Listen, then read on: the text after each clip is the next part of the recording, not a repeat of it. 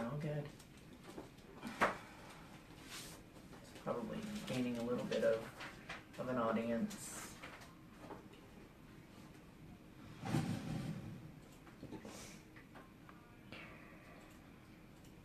Two.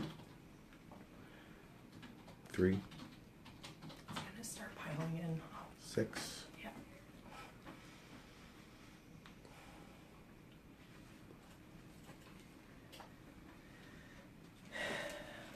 All right. So, as I'm sure that the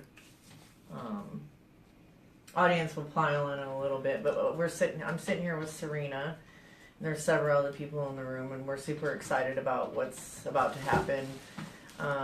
Serena and I are part of Fallen Up Ministries. I'm the president of Fallen Up Ministries, and Serena is the board administrator. And today she is in withdrawal from Subutex. She's been taking Subutex for how long? 4 years. 4 years, and she has wanted to move on to the next step of her recovery, and that's to get off of medicated assisted treatment by utilizing the bridge device. So we had discussed doing a live feed so that we can reach out to those that have the power to change things, and then also discuss how this thing works, because we are in an opioid epidemic right now, and the biggest problem getting into recovery is from opioid addiction is the detox part of it. I'm a person in long-term recovery, and in 2 days I will celebrate 12 years clean and sober from my opioid addiction, meth addiction, and my addiction led me to getting a 20-year prison sentence. And so I'm an advocate, a huge advocate for recovery. And June 22nd, 2015, I lost my son to murder over a drug deal. My son was also an addict, and he had relapsed in February 2015, and by June 2015, somebody took his life. And so this has pushed me further to do advocacy. In August of 2015, we formed the Matsu Opioid Task Force. I'm a member of that. Mark Weaver, who's the vice president of Fallen Up Ministries, is a member of that. And then also Serena.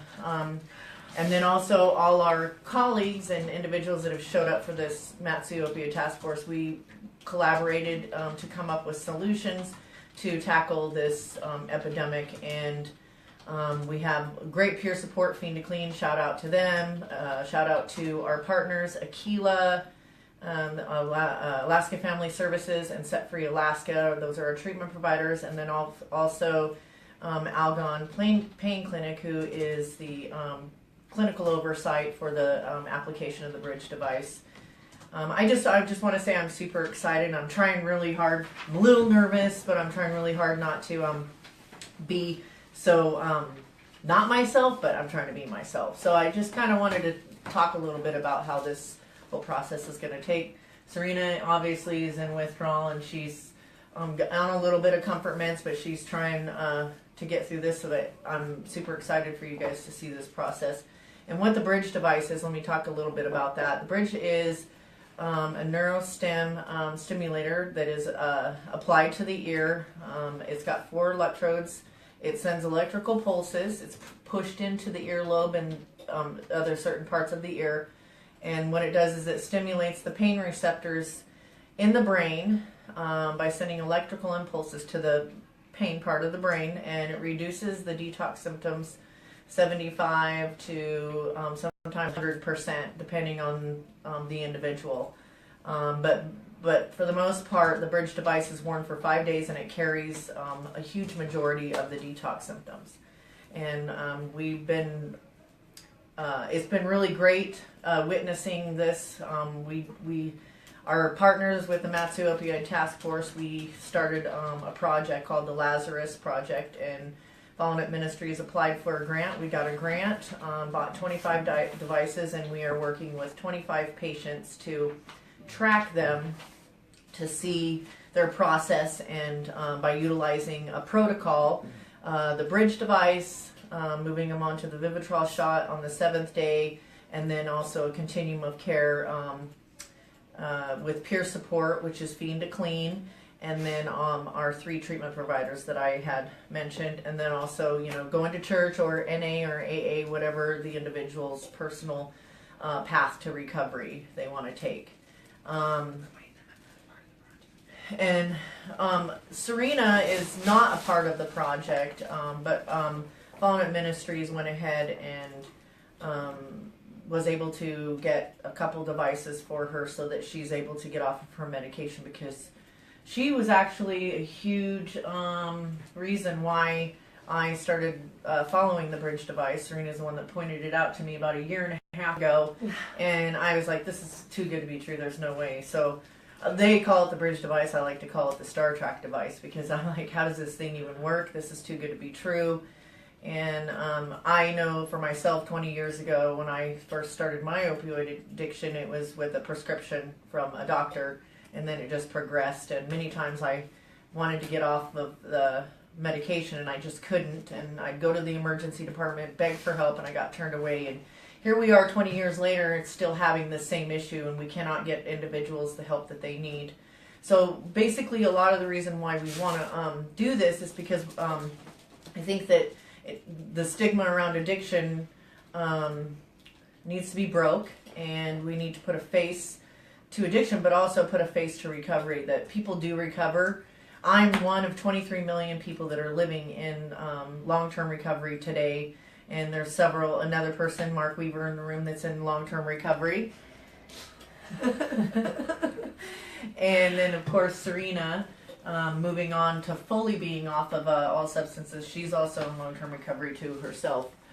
So basically, I think that if you guys have any questions or anything like that, go ahead and post them. But right now, obviously, I cannot answer those questions because we're going to be doing this whole process, and I just encourage you to just watch, and this is going to be pretty amazing. Do you want to say anything, Serena? It works. She said she didn't believe it back then, but we know it works, so that's why I'm here today, because it was the hardest thing to come off with Subutex. I'd rather come off heroin, honestly, or pills, but this is harder. So, but at least I know that this works, and I'm gonna be okay. I also want to address our president, President Trump, and our governor, Chris Christie. I just want to say thank you so much for focusing on this issue and addressing it, and creating a task force, a national task force, to focus on this. And then also I want to do a shout out to Senator Murkowski and Senator Sullivan for listening to myself and 7 other women, Karen Nelson, Christina Love, and several other women from Juneau, Julie Douglas, Samantha Garten, Kim Whitaker, who's part of Real About Addiction, going down to DC and talking to our on advocacy in October 5th, 2015, and listening to us and doing a wellness summit. And I just I think that we had a wellness summit August of last year, and I just want to encourage.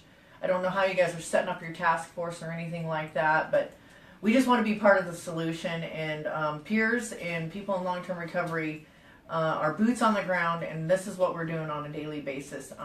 I don't have a degree, but I have a master's degree times 7. I have life experience, and I know what it's like to be an addict, and I know what it's like to get into recovery. And Fallen Up Ministries is a nonprofit organization that wants to address this issue, and because of my own personal experience, and then those that are super passionate on our board. And I want to do a shout out to Michelle Overstreet and Michael Carson. Michelle Overstreet, thank you so much for your mentorship. You are so awesome through this whole process and helping us, and Michael Carson for chairing and starting the Matsu Opioid Task Force. I'm super excited where we're going with this, and I'm just begging the president, and if you guys want to see this, I'm just asking you guys to consider utilizing this bridge device as a tool for this epidemic, because this is a phenomenal piece of equipment, a medical device that can be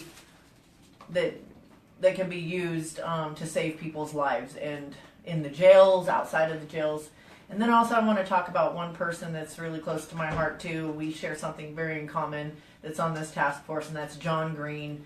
His daughter Kelsey Green died January 10th, 2016 at Anchorage Correctional Complex from complications from detoxing. And he's been, him and his, Kathy Green have been very aggressive with this subject too, to address this. Sometimes passion can be pain can be turned into passion to save other people's lives. And I just want to say thank you, John and Kathy, for your passion and coming alongside all of us to address this issue. And we don't want to see any more people die. We talk about overdoses on a daily basis, but we also need to address the suicide rates for people wanting to get off of addiction or opioids and can't.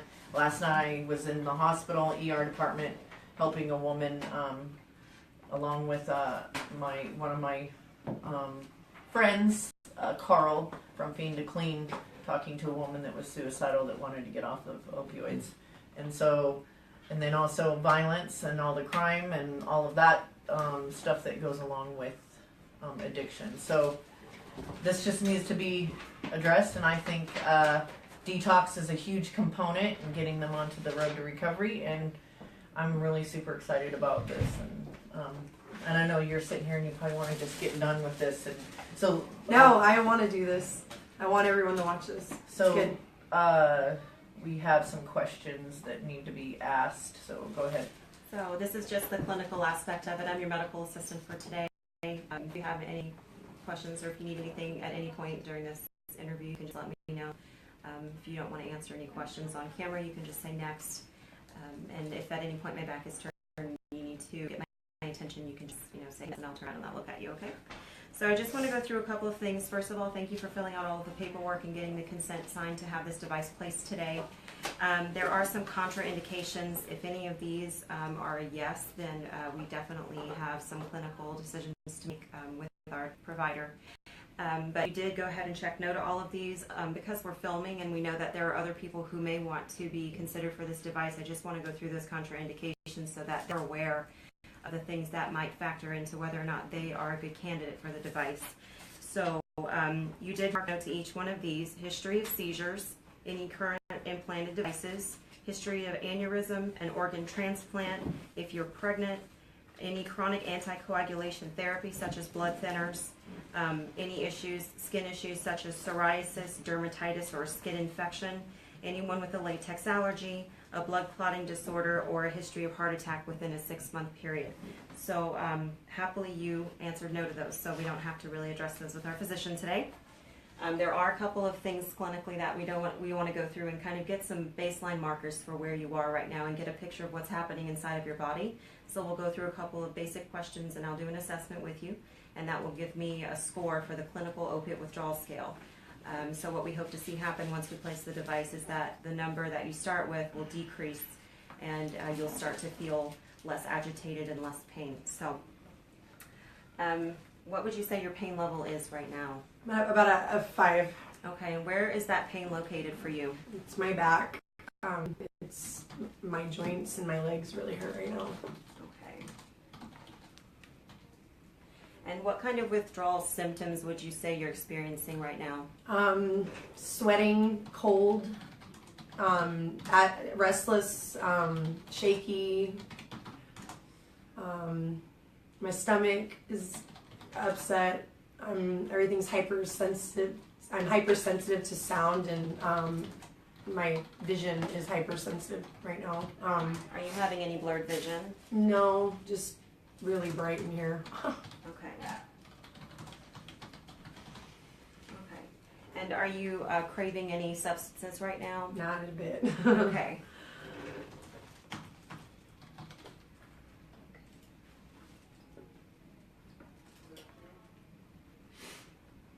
And runny nose. Or Okay, stuffy. I'll add that Yeah. one. Stuffy nose. Is it running at all? It has it. What it is, and it comes in. It's coming and going. But How about your eyes? Do you have any kind of tearing of the eyes? Or... I was, but right now I don't think so. No. Okay.